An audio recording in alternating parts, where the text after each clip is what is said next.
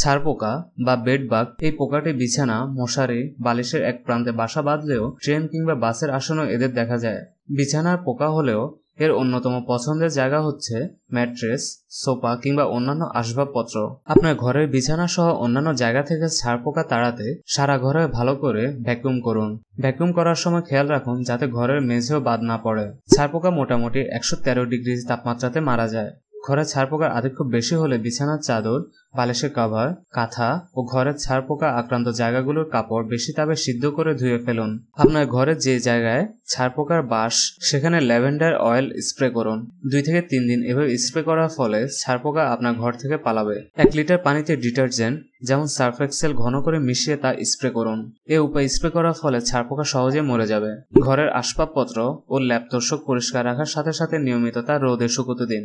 এতে করে ছারপোকার আক্রমণ কমে যাওয়ার সাথে সাথে ছারপোকা থাকলে সেগুলো মরে যাবে। ঘরের ছারপোকা তাড়াতে অ্যালকোহল ব্যবহার করতে পারেন। ছারপোকা প্রবণ জায়গায় সামান্য অ্যালকোহল স্প্রে করে দিন। এই পদ্ধতিগুলো ছাড়াও ছারপোকার হাত থেকে রেহাই পেতে আপনার বিছানা দেওয়াল থেকে দূরে স্থাপন করুন। শোয়ার আগে ও পরে বিছানা ভালো করে পরিষ্কার করুন।